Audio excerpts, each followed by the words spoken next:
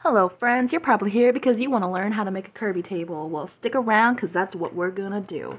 So I found myself on the Tickety Talk and I saw these awesome Kirby tables. The only problem is you needed a projector and a jigsaw to make them. So I decided, nah, we don't need that. We're just gonna use a round piece of wood. Now, I found my paint at the hardware store, but trust me guys, just go to your local craft store, get acrylic paint, because everything else I used in this project is just acrylic paint from the craft store. I got way too much pink. The other things you need for this project are paint, brushes, epoxy resin if that's how you want to finish your table, and any type of table leg that you would like for your project. Let's be honest, it's not fun to sand wood, but it's very important for this project because it's going to make your paint stick better and it's just going to make your overall product look a lot better. I found this reference photo online. I really wanted something that had more than just his face. I wanted his feet as well. I am using a 17 3/4 inch piece of wood, and I do have this eye available to download in my description box.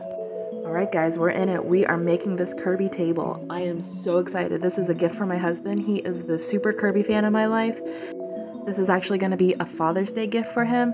Spoiler alert, I couldn't wait till Father's Day. Once it was finished, I think I lasted 2 days before I gave it to him. But he loves it. He put it down in his office and it is with all his other Kirby stuff. I started out by painting his eyes first because I was really worried about messing them up. Well, it turns out I should have just painted his whole body pink and then done the eyes because there is a little bit of unevenness around how thick the paint is with pink versus how thick his eyes are. So if you're doing this project, I would really recommend you just paint the whole body pink and then put his eyes on top. But your boy is coming together and I am so excited. So you see me putting tape over his eyes so I don't paint over them. Just paint his body first. You're gonna really be happy that you did. It's gonna look a lot better than what happened with mine. Mine still looks really good, not gonna lie, but I just think I'd be a lot happier if I just would have done pink and then painted his eyes.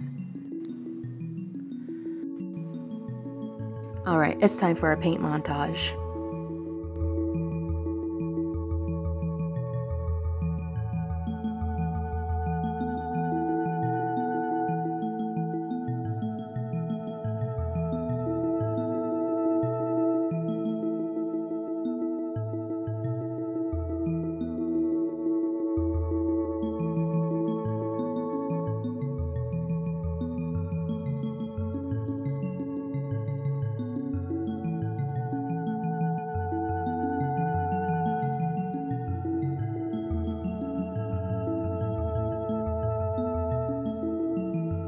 So in my reference photo, there is no shading, there is no black outline, and I just really wanted to make this project pop a little more, so I did add a black outline around his feet, and I did add another shade of red to the feet.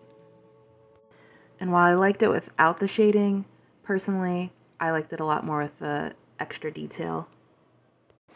So once again, this was a project I had to hide from my husband, so I decided to do the epoxy resin in our shed. I had a few run-ins with problems, but overall I think it turned out well. Some dust got in the epoxy resin and one bug is forever in the resin. It wanted to do a Jurassic Park kind of thing. So I am just getting my surface all ready. I do not want to have any epoxy on the floor, so I am just layering and layering newspaper that I have. I was really torn if I wanted to use an epoxy resin for this or just use a polyacrylic coating. But I really like that glass look. The only thing I'm concerned about is the potential yellowing of the epoxy over time. But let's see how it goes. This one has pretty decent reviews. There's so many of them. Everyone has trouble with yellowing, so we'll see how this does. This is going to be the most expensive thing for your project as well, other than the legs, depending on what you decide to use. I know the lighting isn't the best right now. I'm doing this while the children are napping, so the sun is right on me. And I'm doing this in the shed because this is going to be a Father's Day gift for my husband, and he needs to go in the garage later to get his parts for his car, so I don't want him stumbling upon it. It's warm in here. There shouldn't be any dust floating around that much, so we're in the shed. Alright, let's read the instructions. sure you're measuring your ingredients because it's very important so you don't get a tacky surface, it's all about ratios. I knew eating a bunch of chips would come in handy one day.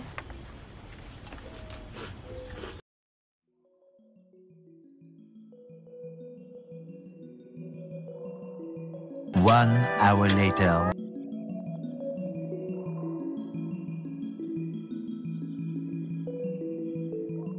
And I used a cup. I saw this trick on TikTok. I just wanted to see if it would work. And I think it actually helped evenly spread the epoxy. Going over it with your heat gun, because it's going to get all the bubbles and that's going to give you that crystal glass lake finish that you're looking for. At this point, this is a labor of love. You're at the home stretch and you just got to take the time. You got to be patient and do it right.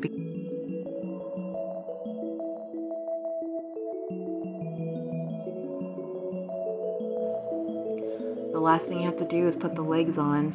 I used the legs from a table I found yard sailing. I got the table for $8 with the legs, and trust me, these legs cost at least $10 a pop. So $8 for a table with legs or $40 for 4 legs. So I had to drill the hole. It's very important that you measure how deep your screw is going, because you don't want to drill through that beautiful surface you just made. So I put a piece of paper tape on my drill bit so that way I knew when to stop. And it's finally time. You want to see this table? Alright guys, let's see how beautiful this table turned out.